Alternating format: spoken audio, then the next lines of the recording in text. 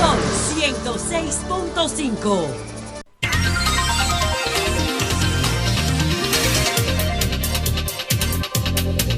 Son las 9:05. Buenos días, José, adelante. Bueno, gracias, Julio. Saludos a todo el panel. Saludos a Marilena en su casa y a nuestra audiencia local e internacional. Bueno, yo pienso que esas declaraciones del señor Danilo Medina en el acto de LQPLD el pasado domingo, lo que queda del PLD secuestrado, tenían como propósito, no creo que lo hayan logrado, porque cuando él dijo eso no aplaudieron ni las moscas que estaban ahí. Cuando él dice eso de que nada impide que el PLD gane en el 2024, lo que trata es de subirle la moral a los que estaban ahí, por lo menos a los empleados de él. Y eso es una consigna política sin ninguna base de sustentación. Eso no tiene sustentación. Porque si yo te digo a ti, mira, vamos a ganar las elecciones por esto, y te meto 20 argumentos, tú dices, bueno, aquí hay un discurso construido sobre una base argumental, pero no, es simplemente vamos a ganar las elecciones y ya. ¿Y qué ocurre? Bueno, que cuando usted trata de ver los argumentos en el entorno, aunque el señor Danilo Medina no los haya utilizado, usted no lo encuentra los argumentos. ¿Por qué no lo encuentra? No los encuentra los argumentos que justifiquen una reflexión como esa o una consigna como esa. Bueno, porque solamente si en la República Dominicana se produce, viendo uno las encuestas que han salido, donde el PLD está ligeramente por encima del 15%, señores. Ligeramente por encima del 15%. Roto, un partido roto. ¿Por qué? Porque Leonel Fernández lo impactó y se le llevó una parte considerable. Y además esa parte considerable que Leonel se llevó tiene otro valor cualitativo. ¿Y cuál es el valor cualitativo? La franja del electorado que oscila, que se mueve entre un partido y otro en función de las señales que emiten los partidos. Y la señal que estaba emitiendo el PLD era que estaba roto. Y los partidos divididos no ganan. No ganan. Como no ganó el PRD en el 2012, como no ganó el PRD en el 86. No ganan los partidos divididos. Eso es lo que nos enseña la historia. Y el PLD está dividido y se va a seguir dividiendo más. Y otro aspecto es que la moral está en el piso. La moral está en el piso de todos los PLDistas, porque todos los PLDistas ven que todos los días sale un acto de corrupción nuevo que afecta a su imagen. Una imagen que fue construida por don Juan sobre la base de la ética y la moralidad política. Y todos estos actos de corrupción le dan en la madre a ese perfil bochista. Entonces, ¿cómo me dice a mí que el PLD va a ganar en el 2024? Va a ganar, sí. ¿Sabe cómo va a ganar? El PLD nada más tiene dos posibilidades de ganar. Dos posibilidades que yo veo ahora mismo. Primero, una crisis tipo Baninter estructural, como la que se produjo en el 2003. Una crisis tipo Baninter estructural. Ahora mismo es el mayor escándalo de corrupción de la historia de la República Dominicana. Quizás, viéndolo en función del impacto que crearon, de las consecuencias que tuvieron, quizás el acto de corrupción del tabaco de Buenaventura Báez en 1857, que provocó la revolución de 1950, la constitución de 1858, quizás sea un caso de corrupción mayor que Baninter. Fue la misma familia que lo llevó a cabo. Ojo con esto. La misma familia, casi 250 años después. Entonces, el caso Baninter, que ya va bordeando los 600.000 millones de pesos. Ese caso Baninter ya casi va por 600.000. La última vez que lo vi iba por 550.000 millones que los dominicanos tenemos que pagar para el hoyo de Baninter. Es el mayor caso de corrupción de la historia, quizá después del fraude del tabaco de Buenaventura Báez.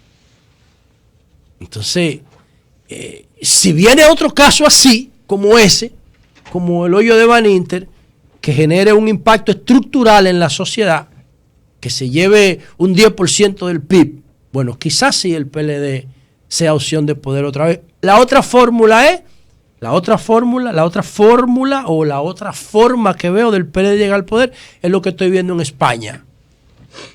Que ya el mismo electorado que sacó al PP y a Rajoy del poder ya están mirando otra vez para el PP. Porque los pueblos, con el tema de la corrupción, son muy coyunturales. O sea, la corrupción se va olvidando. Y ya en España, oigan este dato, el PP, el Partido Popular, como institución fue sentenciada en España. Eso no había pasado en ningún país del mundo. La justicia española sentenció al Partido Popular por corrupto. No a los dirigentes, aparte de, creo que se llama Bárcenas, el caso Bárcenas, ¿verdad? Bárcenas. Por el caso, caja B de Bárcenas. Por el caso Bárcenas, al PP lo condenaron. Doble contabilidad. No a los funcionarios, partido, a ellos. Al partido. Y ya el electorado, y eso fue hace 4 años. Y ya el electorado está mirando otra vez el PP como opción del poder. Acaban de ganar la localidad de Madrid. La candidata que ganó asumió el discurso de voz para ganar. Pero no es discurso, hermano. Es decir, yo te estoy diciendo que... Pero ella no representa la misma fuerza. Sí, pero te digo... Y no la están mirando otra vez como opción de poder al PP en España. No están mirando como opción de poder. Fuentes, Aguirre, las últimas grandes líderes del PP en Madrid han sido acusadas de corrupción con casos gravísimos. Madrid está mirándolo otra vez. Y tú verás que el PP va a ganar otra vez en España. Denle un par de años para que ustedes vean. Un par de años para que ustedes vean que van a volver a hacer poder. Entonces... esas son las dos posibilidades que yo veo.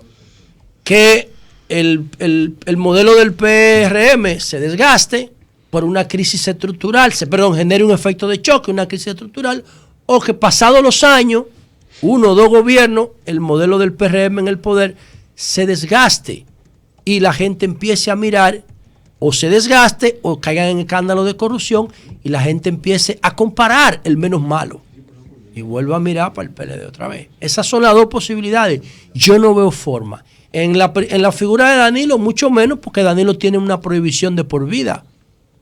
De por vida. La única persona que tiene una prohibición de por vida porque fue presidente del 16 al 20 y la Constitución lo dice ahí.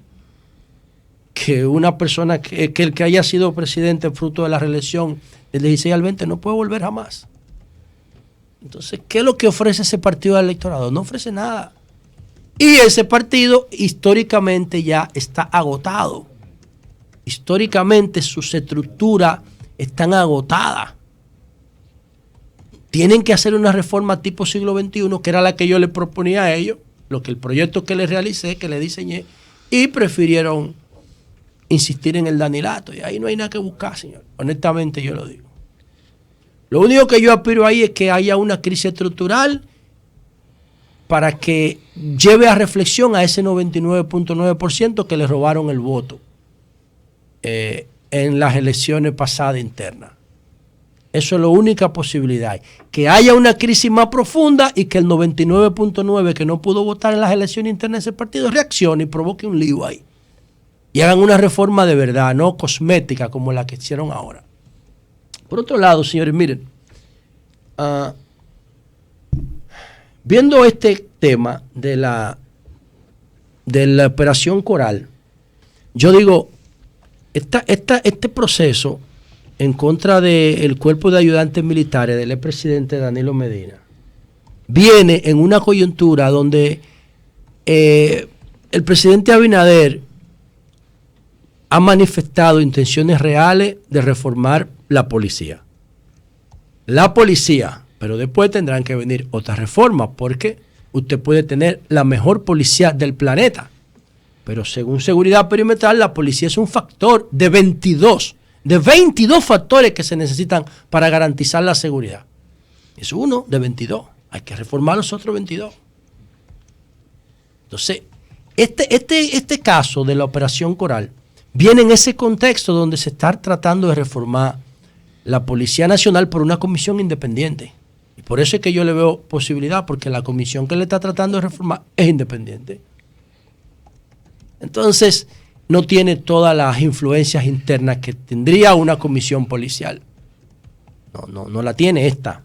Y está la presión de la sociedad porque cuando volvamos a la normalidad, todos los indicadores de inseguridad se van a disparar. Entonces, cuando yo estaba diseñando el proyecto de seguridad perimetral, que estaba haciendo mi diagnóstico precario, porque eso se lleva mucho dinero, pero que lo pude construir precariamente, por lo menos las hipótesis están ahí, aunque sean débiles y le falte fundamentación, estadística, pero están ahí. Yo encontré, señores, que de los 22 indicadores de inseguridad, había 15 que tenían que ver con la corrupción. Lo tengo aquí todo. 15 de los 22 indicadores del diagnóstico tenían que ver con la corrupción, 8 directamente y 7 indirectamente. ¿Qué me dice eso a mí?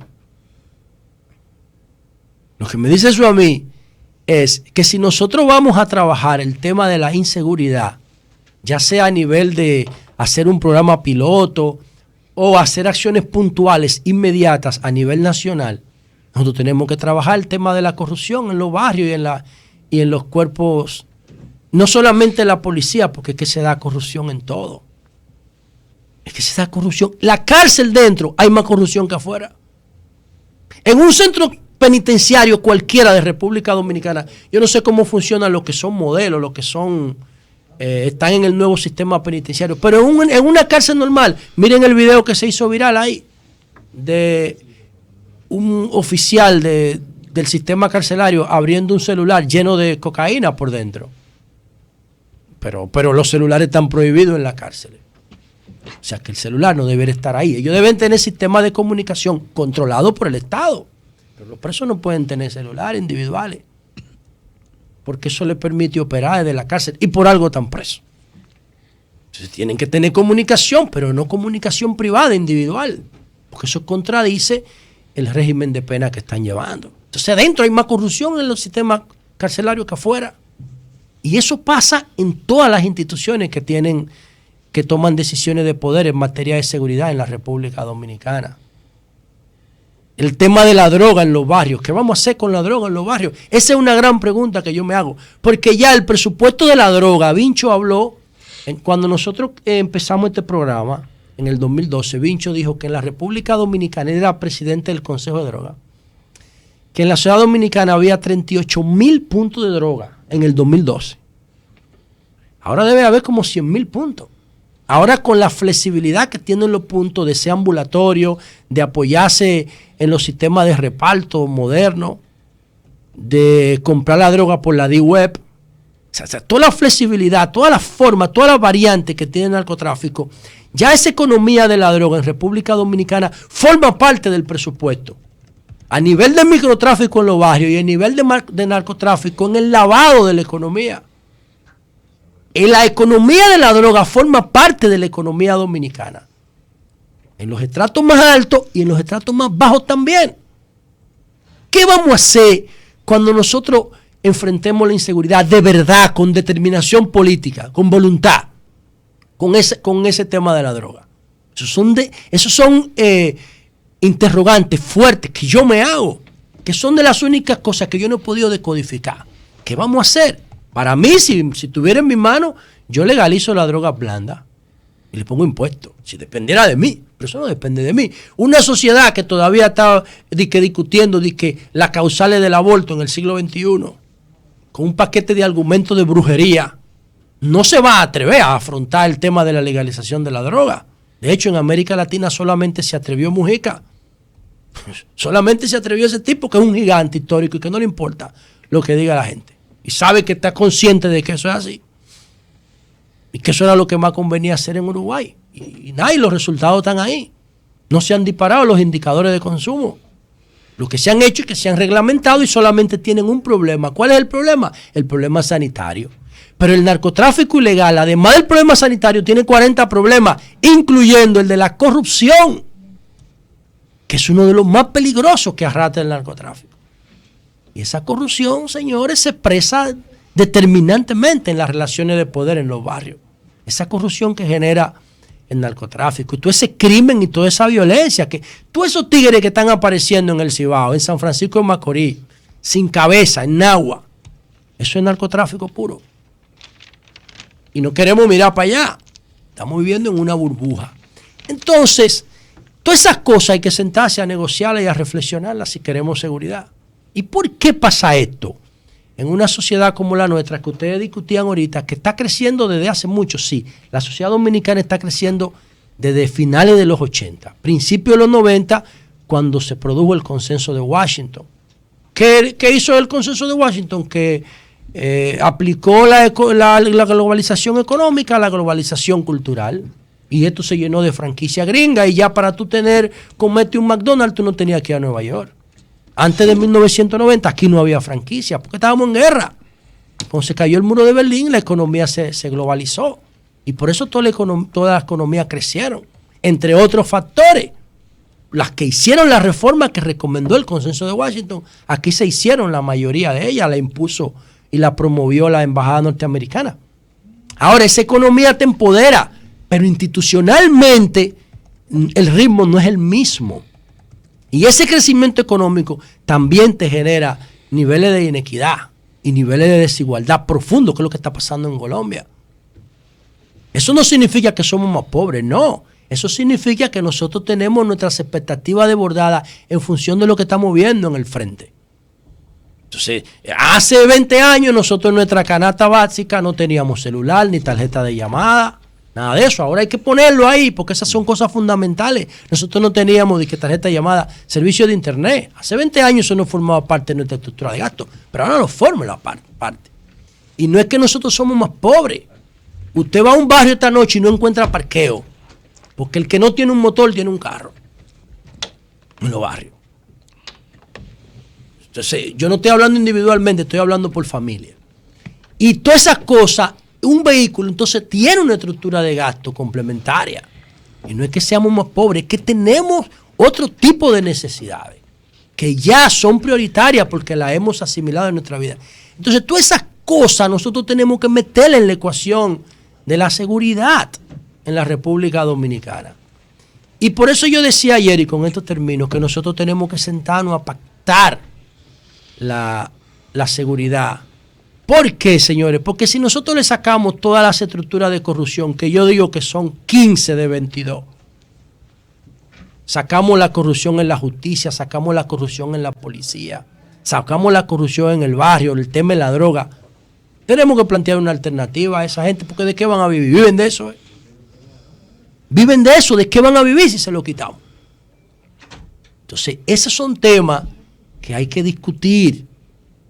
Yo no sé si la operación Coral es el inicio de una reforma a toda la Fuerza Armada. Yo creo que no, yo veo en principio que no. Yo pienso que ese es un caso puntual que generó muchísimo rumor público y que el Ministerio Público actuó en consecuencia. Yo no creo, como dice Julio, que esa es una operación que piramiao. Yo no creo eso. ¿Por qué? Porque no se está persiguiendo a nadie. Aquí se está persiguiendo un caso específico porque desbordó la vaina. Desbordó los límites. Y no es el primero. Decía Domínguez Brito cuando habló por teléfono ahorita que él persiguió a un jefe de la Fuerza Armada. Y el tipo está procesado, Peña Antonio, por el caso de los supertucanos. Pero aquí ha habido otros casos anteriormente donde militares han sido también perseguidos y procesados. Y no ha pasado nada. Toda la Fuerza Armada no se ven involucradas por eso. Yo no sé si este es un caso puntual o va a ser que se va a revisar a toda la fortuna de todos los militares. La diferencia que tiene este caso con todos los anteriores es que eran casos específicos. Mencionaste Tucano, puedes mencionar Cuervo Gómez. Cuervo Gómez con Jorge Blanco. Sobrevaluación. Este caso tiene que ver con riquezas que no pueden justificarse en función de los ingresos de las personas. Entonces, al ser así, es un caso que abarca toda la oficialidad. Pero ¿cómo la abarca, Julio? Porque es la misma situación de toda la oficialidad. No es la misma situación. Es la misma situación. Aquí hay muchísimos oficiales que hacen bien su trabajo y que no usan la nómina de la policía. No, pero también hay que decir algo. Para hacer dinero. No, pero ningún oficial vive de un sueldo. Es que la nómina podemos decir que es una ratrería. Bueno, para tener un rango. Podemos decir que incluso ese expediente, desde el punto de vista de la nómina, en el fondo no es inmanejable. Porque tú no puedes demostrar que manejando, que teniendo unos manejos en 2 nóminas, una gente hizo un fraude de 3.000 millones. Es decir, eso es otra cosa. Eso es otra cosa. Julio, es que no era eso. Además, mira, ahí dice, Julio, no era eso, Julio, es que había... Eso de tomarle, oye, este asunto. Esa es una práctica perversa y dañina. Eso introduce 14 pagos a la persona. Eso introduce una serie de cosas que no se quedan ahí. Primero, aquí todo el mundo sabe, desde Trujillo para acá, no hay un solo jefe de cuerpo de ayudantes, o un solo ministro de Fuerzas Armadas, o un solo jefe de la policía, que usted pueda decir que su situación después que ha pasado por el cargo era la misma que antes de ir al cargo. Y usted no lo puede comparar eso con los ingresos que él tenía en el cargo. Julio, no hay manera de compararlo eso con los ingresos que tenía en el cargo. Hay un factor que se explica ahí y que debemos tomar en cuenta. ¿Para explicar qué? ¿Para explicar la corrupción anterior? No, para explicar la corrupción anterior no. Es que, perdóname. O para explicar que el único malo sea un solo. No es que el único malo es. ¿Qué explica el señor que hace la denuncia? Y hablo del señor Girón. Él explica, perdóname, puntualmente. Que hace la confesión. ¿Cómo es decir, cómo ellos escalaron el tema? Pero búscate a otro que te va a explicar lo mismo. Pero él dice, pero lo encontramos. Pero búscate, eso era pequeño. Y nosotros lo llevamos. Búscate a otro que te va a explicar lo mismo. Julio tiene razón. ¿Qué pequeño? Julio tiene razón al decir que en República Dominicana una gran parte de la oficialidad. Bueno, pero nada más me falta un argumento para acabar. Riquezas e ingresos que no pueden justificar, pero por algún lugar se debe comenzar el cambio. Claro. Se ha empezado el cambio. No, lo que yo digo es, el cambio es, para mí, lo primero es que el cambio no puede empezar por una persecución. El cambio tiene que empezar por una reflexión, y esa reflexión tiene que generar un diagnóstico, y es un documento y una propuesta. Eso no es el cambio. Esto es, para mí, un caso puntual de una estructura de corrupción que venía generando información y rumores hace años y que debió ser enfrentada. ¿Por quién debió ser enfrentada? Por el PLD y por el gobierno de Danilo. Danilo debió darse cuenta de lo que estaba pasando en su entorno, porque todo el mundo lo sabía. Ustedes no lo sabían, todo el mundo lo sabía. Ahora, nosotros no sabíamos los detalles. Y Leonel debió darse cuenta. Y Leonel también. Y Balaguer debió darse cuenta. Sí. E Hipólito debió darse cuenta. No, es que no es lo mismo. No, es lo mismo. Con todos los presidentes. Julio, es lo mismo. Yo te voy a explicar si es lo mismo. El único presidente. Julio, era lo mismo. El único presidente que se dio cuenta. Era lo mismo. El único presidente. No, esto no era lo mismo, Julio. Julio. Cuenta, lo derrocaron en 7 meses. No era lo mismo. El único presidente que se dio cuenta.